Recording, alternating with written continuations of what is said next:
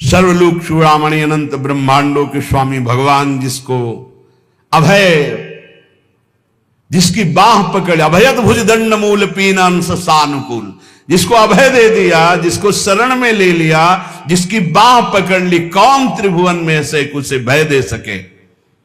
सांवरे सरकार जिसकी रक्षा करे, उसका कोई त्रिभुवन में बिगाड़ नहीं सकता। देखिए अम्बरीश जी को दुर्वासा जी ने नष्ट करना चाहा, क्या हुआ? त्रिभुवन में भागे घूमे, कहीं चैन नहीं मिला दुर्वासा जी को। प्रहलाद जी को हिरण्यकश्यप ने नष्ट करना चाहा, क्या हुआ? भगवान ने नरसिंह रूप रख के हर वरदान के बीच का रास्ता निकाल के फाड़ के फेंक दिया। न दिन है न रात संध्या, न अस्त्र है न शस्त्र, न खून, न जीवित है न निर्जीव, न ब्रह्मा का बनाया हुआ नर है न पशु, नरसिंह रूप, न घर के भीतर है न बाहर डेहरी पे बैठे। हर वरदान फेल कर फाड़ के फेंक दिया। और प्रहलाद जी के कहीं खरोच भी कभी पूरे जीवन में नहीं लगी।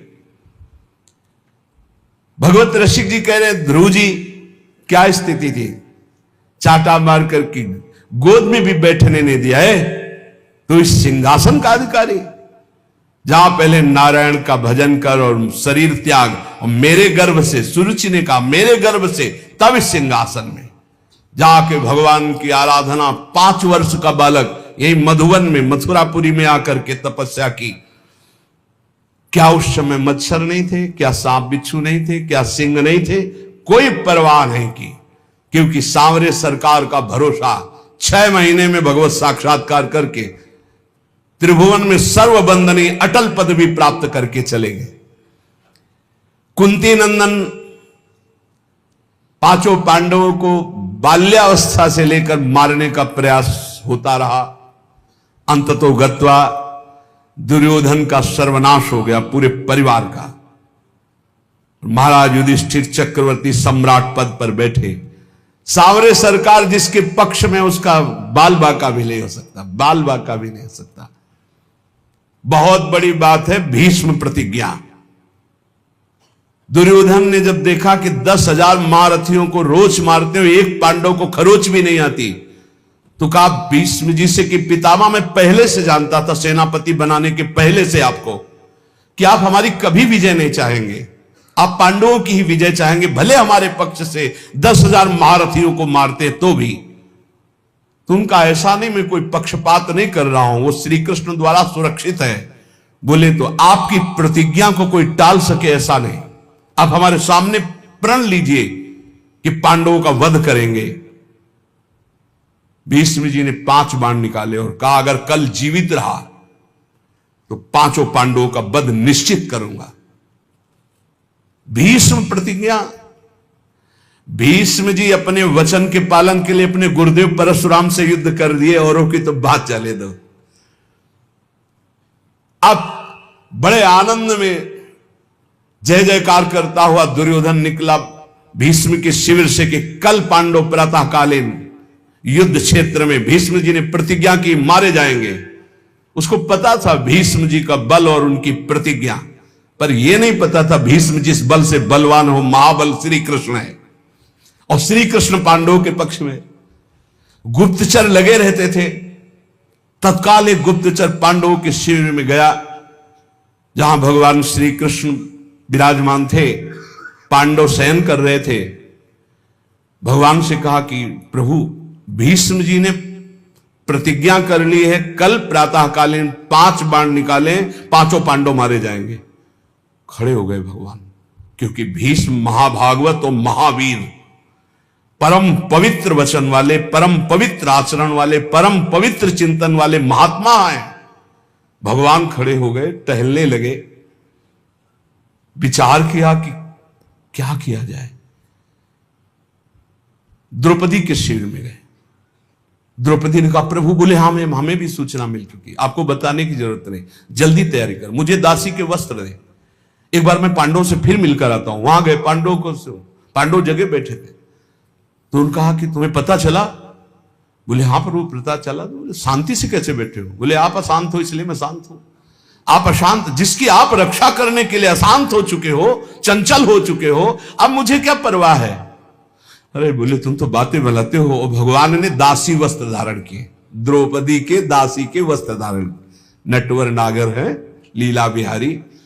और द्रौपदी से कहा आगे आगे चलो, मैं पीछे पीछे चल रही हूं तुम्हारे। पूरी घांघरा और सब से पहरे। जो इस शिविर के प्रथम द्वार पर गए तो उनका पादुका उतारो, जो दासी का कर्तव्य है, और अपने पीतांबर में अंदर पादुका ली और दरवाजे पे खड़े हुए बोले जाओ, इतना घूंघट रखना, इस समय मैं देख रहा हूं मेरे ध्यान में है, जाकर प्रणाम करना, फिर जो होगा आगे का खेल हम संभालते हैं। वो गए, पितामह के चरणों में प्रणाम किया, घूंघट, तो सोचा अभी दुर्योधन गया प्रण करवा के उसी की बधुआई होगी, तो उनका सौभाग्यवती भव।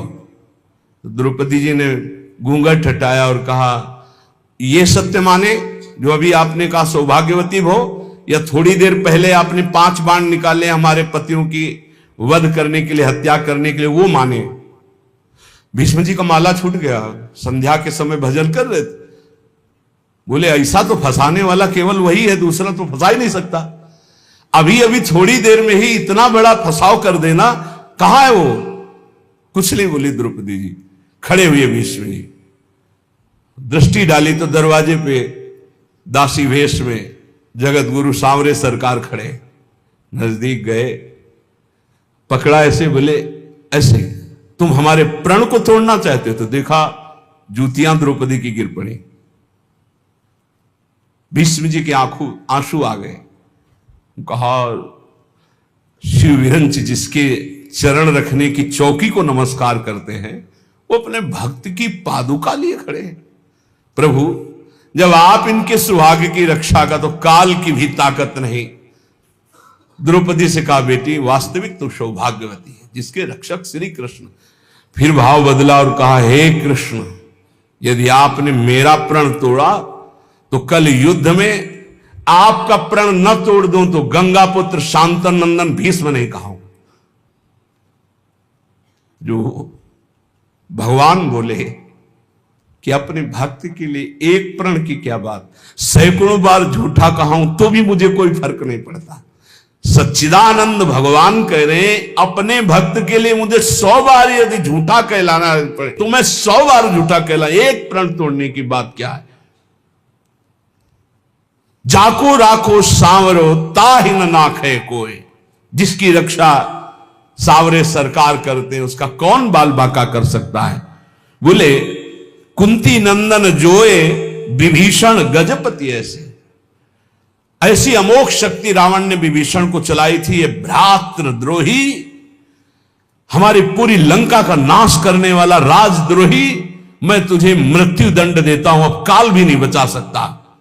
और मंत्र का शक्ति संचार करके जे ही भाले का प्रहार किया तो तुरंत विभीषण पाछे मेला, सन्मुख राम सहयो सोई सेला। भगवान ने उसको अपनी ताकत से नष्ट नहीं किया, तुरंत विभीषण पाछे मेला, सन्मुख राम सहयो सोई सेला।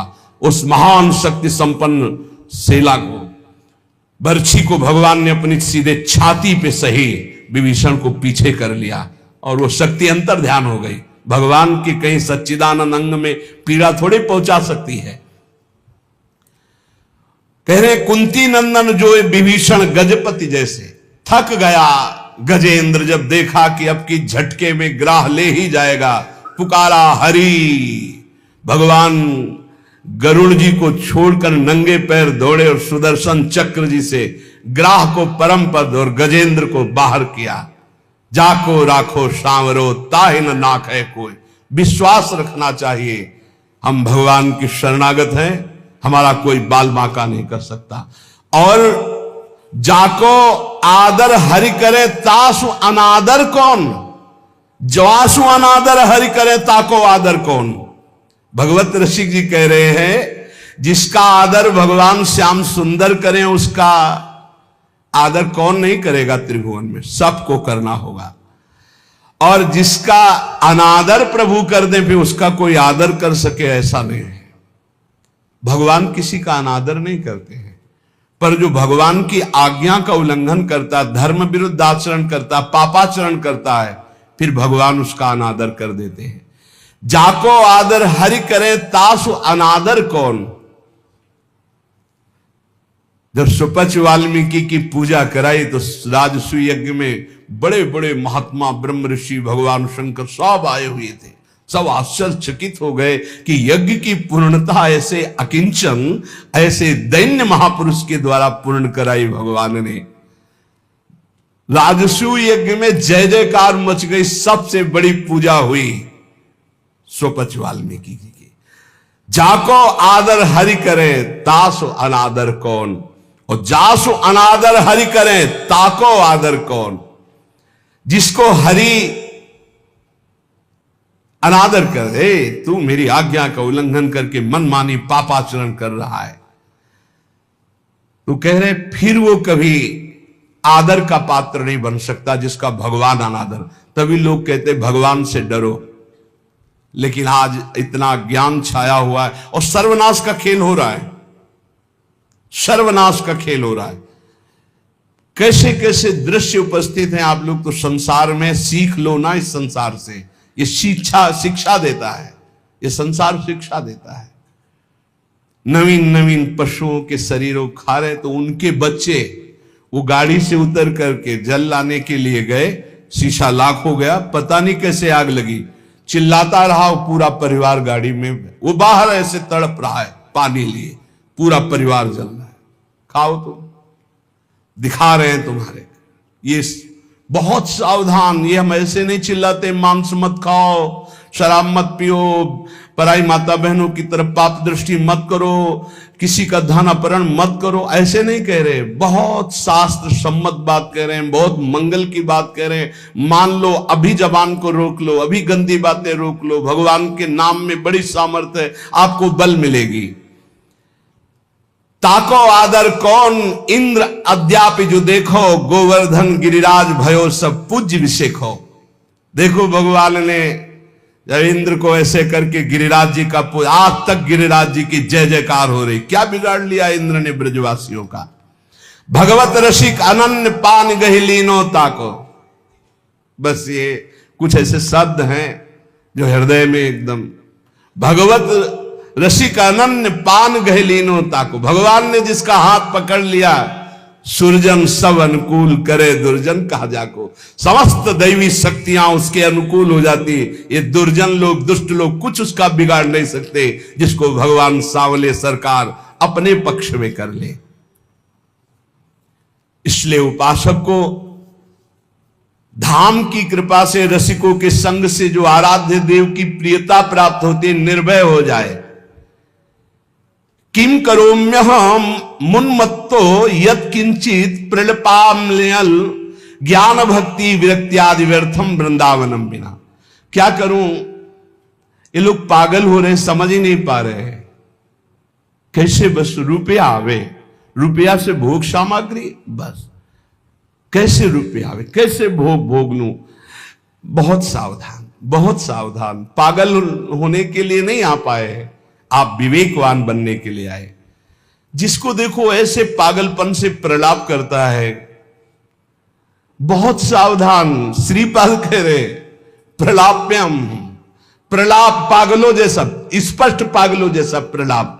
सब भगवान की शक्ति से संपन्न है, कोई संशय नहीं, पर आज तक कोई महापुरुष ऐसे भगवान की शक्तियों को नहीं। भगवान की शक्ति लोक का पालन करने के लिए विराजमान है। लोग जब अधर्माचरण करता है तो वही शक्तियां उनको नष्ट करने वाली बन जाती है, और जब धर्माचरण करता है तो उन्हीं का पालन करने वाली बन जाती है। वशिष्ठ जी त्रिकालज्ञ महापुरुष है। वशिष्ठ जी नई सृष्टि रचने वाले सामर्थ्यशाली महात्मा है। वशिष्ठ जी भगवान राम को ब्रह्म उपदेश करने की सामर्थ्य रखने वाले महात्मा है। योग वासिष्ठ पढ़ के देखना।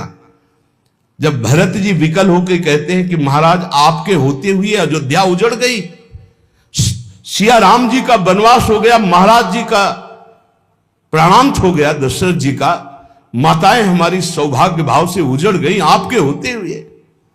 तब कहा सुनो भरत, ऐसे तो नहीं किया। सुनो भरत भावी प्रबल बिलख कहो मुनिनाथ, हानि लाभ जीवन मरण जस अपजस विधिहान। ये विधान रचा गया कर्मों का। अरे तुम माला 2 माला 10 माला जपते होगे, जो रात दिन भजन में लगे रहते हैं उनके बड़े बड़े रोग होते हैं, कैंसर, ये वो। तो शरीर का प्रारब्ध भोगना होता है, ऐसे कोई मिटा नहीं। हमने देखा है एक महापुरुष अगर किसी के कैंसर को मिटाए तो अपने पैर में कैंसर लिया और पैर कटवा दिया। यही संतों की महिमा होती है। पर हित लाग तजय जो देही, संतत संत प्रशंसय तेहि।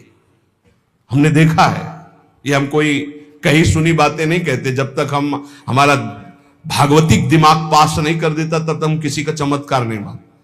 बहुत बार उन्होंने प्रार्थना की, गरीब आदमी है, ऐसा ऐसा। सुबह हमने सुनाया है, कुल्ला कर रहे थे ऐसे, चल रोज परेशान करता है, खत्म कैंसर। लेकिन उसी कैंसर को जादू से खत्म नहीं किया, अपने टांग पे लिया, अपने चरण पे लिया और फिर यहां से पूरा पैर कटवाया और व्हील चेयर पर चलते रहे, फिर शरीर को पूरा किया। ये महात्माओं का हृदय। परहित लाग तजय जो देही, संतत संत प्रशंसयते। ऐसा वाला नहीं, अपने ऊपर ये सिस्टम है शास्त्री। जैसे भाई जी ने पूज्य राधा बाबा का प्रारब्ध लिया, ऐसे हैं कि अपने करुणा में भरकर दूसरों का प्रारब्ध भोग ले लिया और भोग रहे, मिटा नहीं रहे। उनका मिटा दिया पर स्वयं भोग रहे। कहीं ऐसा नहीं पाया गया है कि कोई अपने तप से दूसरों के ऐसे सब प्रारब्ध का, ऐसा नहीं है। गंगा जी भी दूसरे के पापों का नाश करते हैं। तो पहले ही भागीरथी से, गंगा जी जो भगीरथ से प्रश्न किया कि मैं जब भूतल पर जाऊंगी तो पापी लोग मेरे ऊपर पाप छोड़ेंगे तो मेरे पाप कैसे नष्ट होंगे। तब उन्होंने कहा जो साधु शांत समचित्त भगवत चिंतन परायण, वो जब आपका स्पर्श करेंगे तो आप निष्पाप हो जाएंगे। सर्व जगह बात आती, भगवत चिंतन, नाम जब, भगवत आराधना। भाई ये जीवन भगवान के लिए है, इसलिए ये चिंता मत करो अब मुझे क्या करना चाहिए आनंद के लेने के लिए। आनंद लेने के लिए सांसारिक कर्तव्य धर्म पूर्वक करो और नाम जप करो। ये पागलों वाली बातें छोड़ो। ना तुम किसी और कार्य से अपने प्रारब्ध मिटा सकते हो और ना कोई मिटा सकता है। प्रारब्ध एक बहुत बड़ा दैवी बल है, जो तुम्हारे पूर्व किए हुए कर्म है उनको भोगना पड़ेगा। और जब प्रारब्ध मिटाने वाला भजन होता है तो इतना ज्ञान हो जाता है कि प्रारब्ध मिटाने की इच्छा नहीं रहती। और जब तक उस कोट का भजन नहीं होता तब तक प्रारब्ध मिटता नहीं। ये भी बात ध्यान रखो। इसलिए प्रारब्ध को भोग लो, नाम जप करते हैं। पागलों वाले नहीं कि दौड़े घूम रहे हैं हमारा कोई प्रारब्ध मिटा दे। शरीर में रोग आया, अस्पताल बने जाओ, कुछ रुपया खर्चा करो, कुछ कष्ट सहो, दवा खाओ, प्रारब्ध प्राश्चित में बदल जाएगा, प्राश्चित हो जाएगा, वो नष्ट होगा धीरे धीरे। या शरीर लेने आया है तो राधा राधा राधा, हजारों शरीर छोड़े, कोई नई बात है क्या कि शरीर छोड़ेंगे? राधा राधा राधा राधा, प्रभु को प्राप्त हो गए। तिहारे आगले पाछले अपराध हरिवंश खेवी। ओह, जब पहली बार ये शब्द पढ़ा था तो बहुत देर रोना आया था। कौन ऐसा कृपालु है? अभी तक जो किया वो तो क्षमा कर देंगे, आगे करोगे तो दंड भोगना पड़ेगा। यह सिद्धांत है। अब लो नशानी अब ना नशई हो। लेकिन आचार्य क्या कह रहे हैं? तिहारे आगले पाछले अपराध हरिवंश खेवी। पीछे जो हो गए वो और आगे जो हो जाएंगे वो सब हम देख लेंगे, वो हम देख लेंगे। तुम निर्विकार भाव से प्रेम में जाओ। तुमसे अगर त्रुटि भी हुई तो उसको हम भोगेंगे।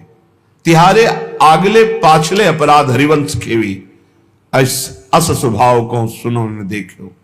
जैसा आचार्य का स्वभाव कृपा रूप जो अपधर्यो, प्रिया प्रीतम की कृपा अवतार आचार्य हैं। बलिहारी है उन भक्तों के चरणों में जो अपने आचार्य की ठसक में रहते हैं। मन क्रम वचन त्रिशुद्ध सकल मद, हम श्रीहित हरिवंश उपासी। श्रीपाद प्रबोधानंद जी महाराज कह रहे हैं, अहो विटसु कर प्रायोत्फुल्ल दस पशुस्ततः, ना मूढ़ श्रयते वृंदावन मानंद सागरम।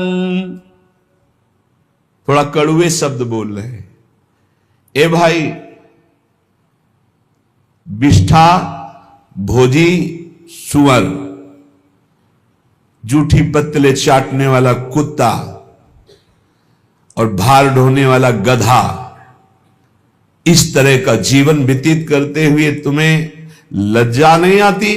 तुम मानव देह प्राप्त किए हो, विष्ठा भोजी सूकर की भांति न पवित्रता का विचार है, न अपवित्रता का विचार है, न दोष का विचार है, न निर्दोष का, बस पेट भरना चाहिए। जैसे सूकर भागा घूमता है, ऐसे भागे घूम रहे हैं बस पेट भरने के लिए।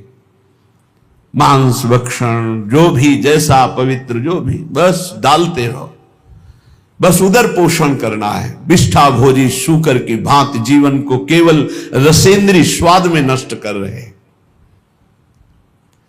अपनी अंगुली जरा कड़ाह में जब तेल पक जाता है तो डाल के देखो कैसा लगता है।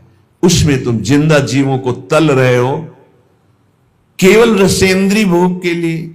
हमारी जबान को अच्छा लगता है, यही जबान तुम्हारी नरक पहुंचा देगी, यही जबान तुम्हारी दुर्गति करा देगी। और कह रहे श्वान की भांति, जैसे जगह जगह ठोकर खाने पर फिर वही, ऐसे ही नाना प्रकार के क्लेश, अशांति, दुर्गति प्राप्त कराने वाले भोगों में बार बार गधे की भांति, जैसे गधे को बोझे से मतलब ऐसे पूरे चिंतन में वही विषय भोग, वही संग्रह, वही परिवार राग मोह, उसी का बोझा ढो रहे हो। श्रीपाद कह रहे अहो, इतना दुर्लभ मानव देह पाकर विष्ठा भोजी सूकर, कुकर और गधे की तरह जीवन व्यतीत कर रहे हो, तुम्हें लज्जा नहीं आती? अरे मूर्ख, इधर आनंद नहीं, आनंद सागर तो तेरे हृदय में लहरा रहा है। आओ श्रीधाम वृंदावन का आश्रय लो, कुछ दिन रुको, सत्संग सुनो और उसको मनन करो और आचरण में उतारो, फिर देखो आनंद मिलता है कि नहीं। श्रीपाद कह रहे सोच्या सोच्याति सोच्यो हम महामूढ़ाति मूढ़धी हठात सर्वम परित्यज्य यन्न वृंदावनम श्रेय। सोचनी, महासोचनी, महासोचनी, तेरा जो समय व्यर्थ जा रहा है, महासोचनी, बड़ा कीमती समय। सत्संग बैठकर सुनो, चेतना पूर्वक नाम जप करो, बहुत कमाई करके यहां से नाम की चले जाओ, मुक्त हो जाओगे। अनंत जन्मों के पापों का हिसाब जमा है, अनंत जन्मों के। आप सोचते हो कि 2-4 माला जप करके हम पापों को नष्ट कर देंगे। 2-4 माला तो बहुत बात है, हम आखिरी नाम की बात करें। अगर आखिरी समय राधा निकल गया तो भगवत प्राप्ति पक्की हो जाती है। इसलिए निरंतर हम नाम जप करें, कौन श्वास आखिरी हो जाएगी। आपका शरीर स्वस्थ है तो आप मौज मस्ती काट रहे हो, लेकिन होश में रिपोर्ट आने वाली है। कर्म कोई ना कोई रूप रख करके आने वाला है, बहुत सावधानी की जरूरत है। सबको समझाते हैं अध्यात्म से बुद्धि को पवित्र कर लो, नहीं सर्वनाश कर देगी। बिना भगवान की तब लगी कुशल न जीव कहूं सपने हो मन विश्राम, जब लगी भजतन राम को शोक धाम तज काम। जब तक वो भगवान का भजन नहीं करता तब तक कभी शांति नहीं मिलती। ये बुद्धि रूपी सारथी को यदि ईश भजन सारथी सुजाना मान लो, नाम जप नहीं करोगे, कुछ भी कर लो, कुछ भी विश्राम नहीं, शांति नहीं, एक एक कर्म का भारी भारी दंड मिलता है। प्रार्थना है, श्रीपाद करे सोच्यो सोच्याति सोच्यो हम, ये है सोचनी, सोचनी, महासोचनी। एक बार भी भगवान का नाम नहीं लिया और सब जीवन को नष्ट कर दिया। अय मूर्ख, महापुरुषों के वचन चुभते हैं।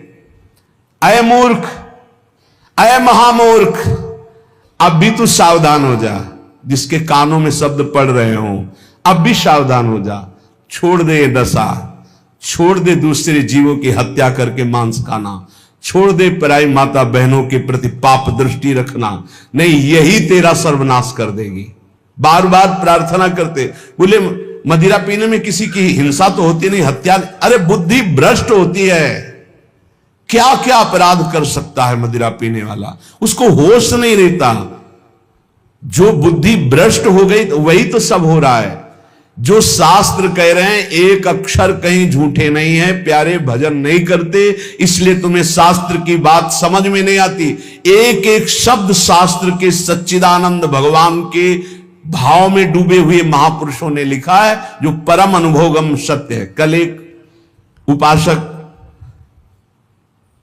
अपनी मना स्थिति का वर्णन कर रहे थे कि मैं भगवत साक्षात्कार कर चुका हूं आनंद में, अब हमारी ऐसी ऐसी थोड़ी परेशानियां हैं और ये कैसा था। फिर उनसे कहा कि भाई फिर धोखे में मत रहो। एक बार भगवदानंद की अनुभूति होने के बाद नहीं स्वात्मारामम विषय मृग तृष्णाम भ्रमयति, आत्माराम पुरुष, भगवदानंद को प्राप्त पुरुष, भगवत साक्षात्कार पुरुष के ऊपर कभी किसी भी द्वंद्व का प्रभाव नहीं होता। कहीं पीतल को सोना मत मान लेना, नहीं तो वास्तविक भगवत प्राप्ति से वंचित हो जाओ। आज जिसको देखो, अरे आनंद कोश से आनंद मिल रहा है, अभी आनंद सिंधु में थोड़ी तुमने डुबकी लगाई है। सही ढंग से चलो तो आनंद सिंधु में डूब जाओगे, उन्हीं के अंश हो। श्रीपाद कह रहे हठात सर्वम परित्यज्य यत्र वृंदावनम श्रेय, जहां वृंदावन विराजमान है, आओ एक बार सत्संग सुनो, थोड़ा बुद्धि शुद्ध करो। क्या बुद्धि तुम्हारी अपवित्र हो गई कि अपने जनों का ही नाश करते हो, अपना ही नाश करते हो। अरे मूर्ख, इतना अमूल्य जीवन मुक्त होने के लिए मिला, उसे बंधन युक्त कर रहे हो।